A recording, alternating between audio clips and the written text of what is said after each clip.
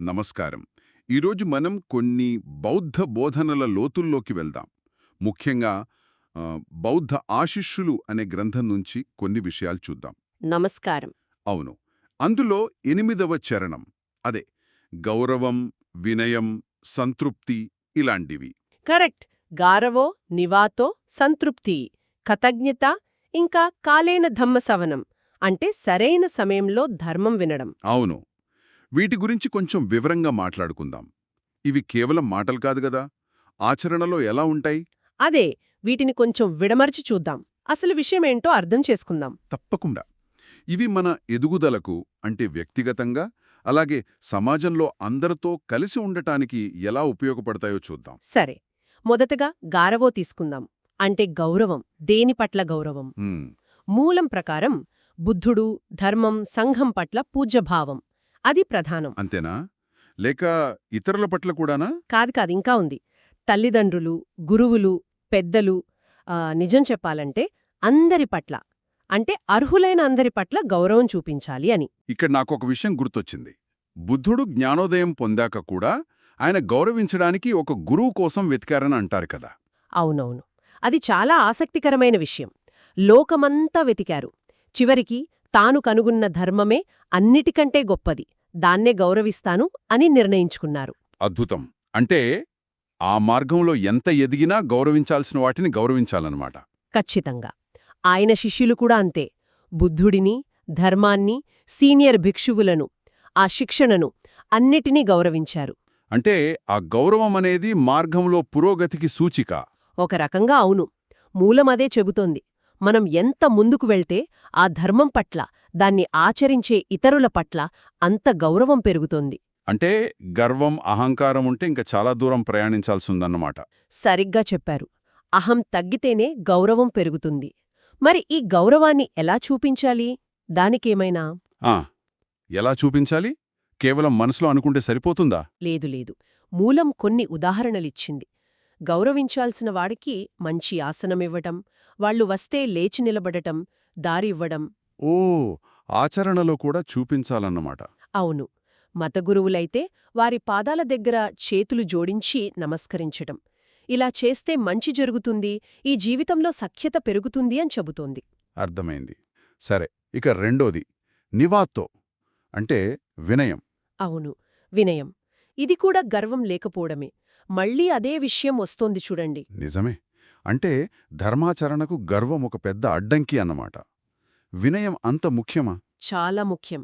ఎందుకంటే నాకే అన్నీ తెలుసు అనుకునే వ్యక్తి ఎప్పుడూ అదే ధోరణిలో ఉంటాడు కదా, సొంత సిద్ధాంతాలు చేసుకుంటాడు. అలాంటి వాళ్ళు కొత్త విషయాలు నేర్చుకోలేరంటారు. అంతే కదా, వాళ్లకి వినయం ఉండదు.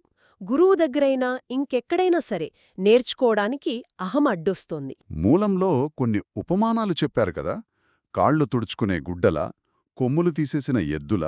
ఇవి కొంచెం అవును, కొంచెం గట్టిగానే ఉంటాయి. కానీ దాని వెనుక అర్థం చూడాలి. ఏంటది? అంటే ఆ వస్తువులు ఎలాగైతే ఇతరులకు అడ్డురావు, హాని చెయ్యవో అలా ఉండాలని. కాళ్లు తుడుచుకునే గుడ్డ ఎవరిని లెక్క చెయ్యదు కదా, కొమ్ములలేని ఎద్దు, కోరలలేని పాము అవి ప్రమాదకరం కాదు. ఓ, అలాగా. అంటే సౌమ్యంగా, అహంకారం లేకుండా ఉండటం అన్నమాట. సరిగ్గా చెప్పారు. ఇది బానిసత్వం కాదు, అదేదో గర్వానికి మరో రూపం. నిజమైన వినయమంటే తనను తాను తగ్గించుకోవడం కాదు, తన అహాన్ని తగ్గించుకోవడం, తన గొప్పలు చెప్పుకోకుండా నిగ్రహంతో ఉండటం. పాలీలో నివాతో అంటే గాలి లేనిది అని అర్థమట కదా. అవును, మన ఆంగ్లంలో కూడా అంటారు కదా, పఫ్డప్ విత్ ప్రైడ్ అని. ఆ గాలి తీసేయడమే వినయం, అహం అనే గాలి. బావుంది పోలిక. అయితే ఆత్మవిశ్వాసానికి, గర్వానికి మధ్య తేడా ఎలా గుర్తించాలి ఆచరణలో? అది ముఖ్యమైన ప్రశ్న. ఆత్మవిశ్వాసం అంటే మన సామర్థ్యంపై నమ్మకం. అది తప్పు కాదు. కాని గర్వమంటే నేనే గొప్ప, నాకే తెలుసు అనుకోవటం, ఇతరులను చిన్నచూపు చూడటం. వినయం ఉంటే ఆత్మవిశ్వాసమున్నా నేర్చుకోవడానికి సిద్ధంగా ఉంటారు. అంతే, ఇతరుల అభిప్రాయాలకు విలువ ఇస్తారు. అదే తేడా. స్పష్టంగా ఉంది.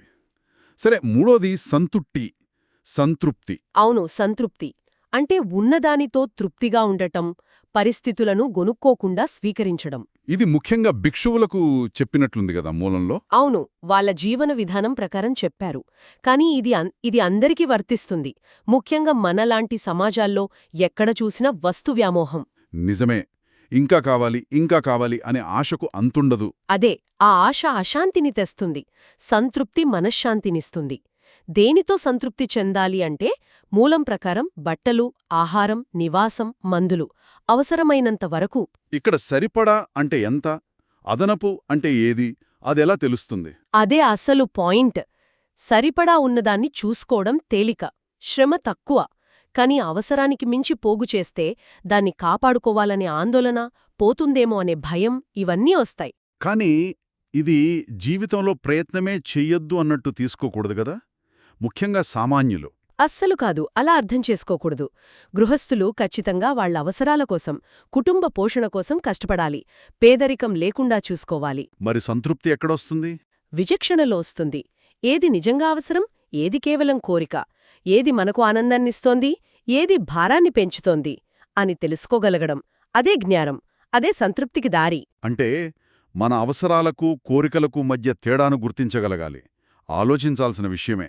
సరే, ఇక 4వది కృతజ్ఞత. కృతజ్ఞత. అవును, కృతజ్ఞత అంటే చేసిన దాన్ని తెలుసుకోవడం, ఇతరులు మనకు చేసిన మేలును గుర్తుంచుకోవడం. బుద్ధుడన్నమాట చాలా బావుంది. ప్రపంచంలో ఇద్దర్నీ కనుక్కోవడం కష్టం. ఒకరు ముందుగా సహాయం చేసేవారు, రెండోది ఆ సహాయాన్ని గుర్తుంచుకుని కృతజ్ఞత చూపేవారు. ఎంత నిజం కూడా. ఈ కృతజ్ఞత లేకపోతే వ్యక్తి తనవాళ్లనే మర్చిపోతాడట. తల్లిదండ్రులు, బంధువులు, స్నేహితులు, గురువులు అందర్నీ. వాళ్ళకి అవసరం వచ్చినప్పుడు సహాయం చేయకుండా మొహం చాటేస్తాడు. అవును, ఎందుకంటే అతని దృష్టిలో నేను, నాది అనే స్వార్థముంటుంది. ఇతరుల నుంచి పొందిన మేలును మర్చిపోతాడు. దీనికి వ్యతిరేకంగా కృతజ్ఞత ఉన్న వ్యక్తి అతనందరితో కలిసి ఉంటాడు, సామరస్యానికి, శాంతికి దోహదపడతాడు. మన జీవితంలో ఒక్కసారి వెనక్కి తిరిగి చూసుకుంటే ఎంతమంది సహాయం మనకందింది? నిజమే. అందులో ఎంతమందికి మనం నిజంగా కృతజ్ఞత చూపించాం? మాటల్లోనో చేతల్లోనో? ఇది చాలా ముఖ్యమనిపిస్తోంది. అవును, ఈ రోజుల్లో ఈ గుణం కొంచెం తగ్గుతోందేమో అనిపిస్తుంది. అందుకే దీన్ని పెంపొందించుకోవడం ఇంకా ముఖ్యం. చిన్న సహాయాన్నైనా గుర్తించడం, థాంక్స్ చెప్పడం, వీలైతే తిరిగి సహాయం చేయడం. ఇవన్నీ మనల్ని కలుపుతాయి, మంచి సంబంధాలను పెంచుతాయి. గౌరవం, వినయం ఉన్నచోట ఇది కూడా సహజంగా వస్తుందేమో. తప్పకుండా. అన్నీ ఒకదానితో ఒకటి ముడిపడి ఉన్నాయి. సరే, ఇక చివరిది 5వది కాలేన ధమ్మ సవనం అంటే సరియైన సమయంలో ధర్మం వినడం. అవును, సమయానుకూలంగా బుద్ధుని బోధనలను వినడం లేదా తెలుసుకోవడం. ఇక్కడ సమయం, సందర్భం రెండూ ముఖ్యమని మూలం చెబుతోంది. ఏమి ఆ సరైన సమయాలు, సందర్భాలు? మూలం కొన్ని చెప్పింది. పౌర్ణమి రోజులు, పండగలు లాంటివి. లేదా అనారోగ్యం, బాధ కలిగినప్పుడు. అప్పుడు మనసు సత్యం వైపు మొగ్గు చూపుతుంది కదా. అవును, జీవితం గురించి ఆలోచిస్తాం. అలాగే ధ్యానం చేసిన తర్వాత మనస్సు ప్రశాంతంగా ఉన్నప్పుడు, లేదా చెడు ఆలోచనలు వస్తున్నప్పుడు, అవి పెరగక ముందే మంచి విషయాలు వింటే వాటినుంచి బయటపడొచ్చు. అంతే. ఇంకా ఈ రోజుల్లో పుస్తకాలు చదవడం కూడా ఈ వినడం కిందకే వస్తుంది. అప్పట్లో పుస్తకాల్లేవు కాబట్టి వినడమే మార్గం. ఇప్పుడు చదవడం కూడా ఉంది. మరణ సమయంలో కూడా అంటున్నారు. అవును, ఆ సమయంలో మనస్సును ధర్మంపై నిలపగలిగితే అది చాలా మంచిదని, ఉన్నత గతులకు దారి తీయవచ్చని నమ్మకం. మరి రోజులో ఏ సమయంలో వినడం మంచిది? ఎలా ఉండాలి అప్పుడు? దానికి ఖచ్చితమైన టైం టేబుల్ లేదు, కాని కొన్ని సూచనలున్నాయి. శరీరం గాని మనసు గాని అలసిపోయి ఉండకూడదు. ఏకాగ్రత ఉండదు కదా అప్పుడు. ఉండదు. అలాగే ఆఫీస్ టెన్షన్లు, ఇంటి గొడవలు ఇవేవి మనసులో పెట్టుకుని వింటే ఎక్కదు. మనసు ప్రశాంతంగా, నేర్చుకోటానికి సిద్ధంగా ఉండాలి. మత్తు పదార్థాల ప్రభావం అస్సలే ఉండకూడదు. ఇవన్నీ పాటిస్తూ వింటే లాభాలేంటి? లాభాలు చాలా గొప్పవని మూలం చెబుతోంది.